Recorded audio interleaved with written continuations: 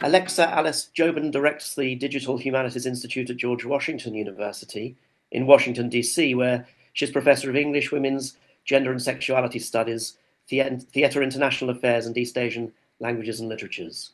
She's a faculty of the Trustworthy AI Initiative and an affiliate of the National Science Foundation's Institute for Trustworthy AI in Law and Society. And she's currently editing a special issue on virtuality, embodiment, and AI for Duke University Press's journal Critical AI, and she's most interested to hear from members of the conference with their proposals for contributions to that. So without further ado, Alexa, over to you. Thank you. Thank you, Deborah Cartmel and Lisa Hopkins, for inviting me to the British Shakespeare Association conference on Shakespeare and AI. Friends, Shakespeareans, colleagues, lend me your ears. I come to critique AI, not to praise it. What would Shakespeare and AI have to say to each other? Artifice, namely stylistic choices, literary devices, conceits. Shakespeare and generative AI share interoperable concepts such as artifice, techne, virtuality, and performance discourses. In the final scene of The Winter's Tale, Leontes is so far transported that he'll think anon the statue of Hermione lives. In A Midsummer Night's Dream, Bottom wakes up in the forest after spending intimate time as an ass with Fairy Queen Titania. He struggles to determine if it is a dream or an ineffable but embodied experience, describing it as a most rare vision past the wit of man. Adding another meta-theatrical layer to it, he decides to ask Peter Quince to compose a ballad called Bottom's Dream that is so profound that it has no bottom. In fact, philosophers have proposed that the unconscious is structured similar to large language models. Jacques Lacan believes that the unconscious is a network of slips, substitutions, and gaps without logic. The unconscious is organized around missing signifiers. LLMs generate speech by statistical association and produce unexpected combinations without a conscious mind's control. The unconscious and LLMs share an oniric, dreamlike state of language.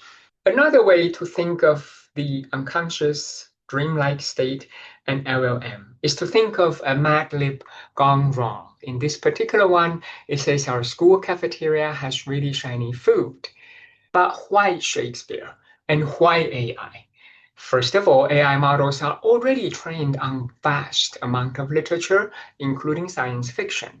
And AI models could develop literary personalities. Since AI in science fiction often rebels against humanity, this particular pattern in the literary training material of real-life AI has predetermined the path they would take. And that is the irony.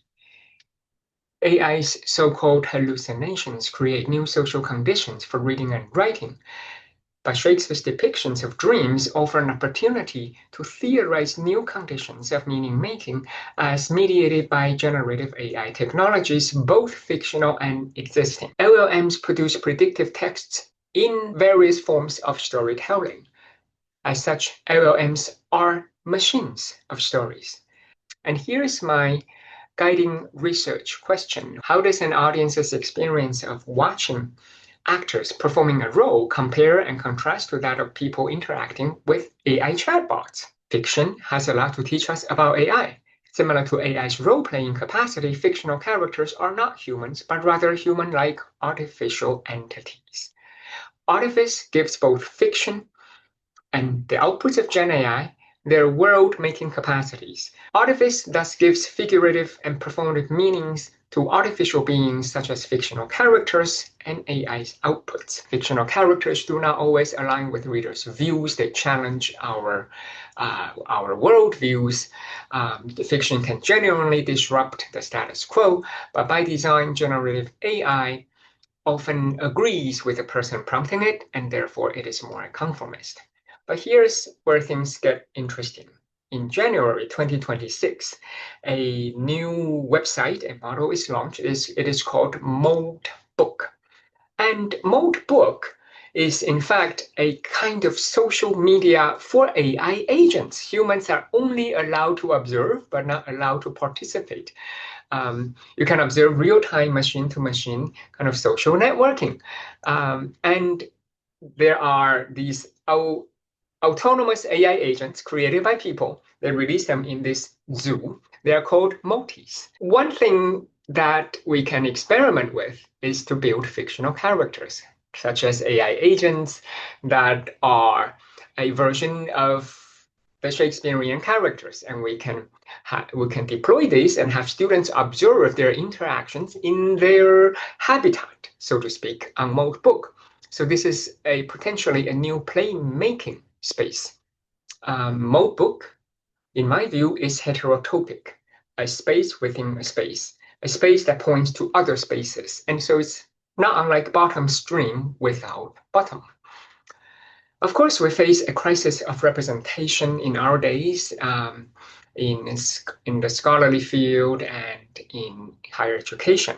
I believe we can solve this crisis of representation and authenticity by theorizing AI's artifice as fiction, by bringing Shakespearean theory, literary theory, to critical AI studies. I built an open access narrow platform to address the inadequacy of general purpose AI as simply a meddler in higher education, to provide a sandbox, a playmaking space for all of us in order to experiment, to perhaps deploy some of the applications in the classroom, and to address the need in education for smaller task-specific models. My platform is called Teach Anything. It is at teachanything.ai. You can go there and sign up for free and start experimenting. You can create your very own agents. You can create any number of agents. You control the file on which it is trained on. When I said open source large language model, there's a crucial big difference, especially if you're thinking of Google Notebook LM. We use only open source LLMs such as Mistral, and these are medium weight models that some people claim are inferior to models that power ChatGPT. That may or may not be true, but since we are looking at task-specific, extremely narrow application, this is truly advantageous because it's less prone to hallucination.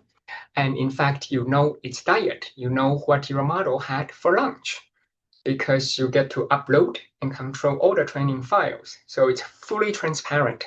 And on the screen here, you can see two open access textbooks that I wrote on which I deployed various AI agents as an experiment to show you what you can build and what this Teach Anything looks like in action. Emily Nichols at King's College London has used my platform to build a Hamlet bot that specializes in asking readers questions about the cruxes, about textual variants, and so on.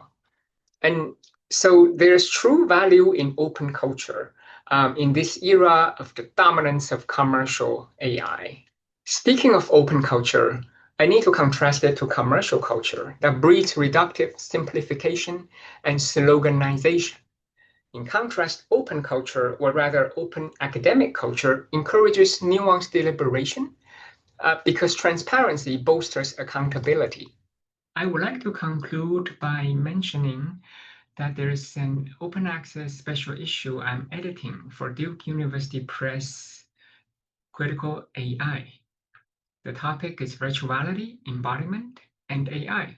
We welcome 250-word abstracts, and we publish on a rolling basis.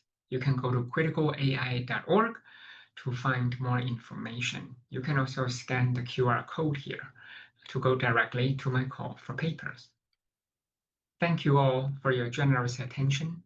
Attention is a true gift in this era of distraction. You're welcome to follow my work on my YouTube channel and on my personal website. or sending me an email. Looking forward to our discussion.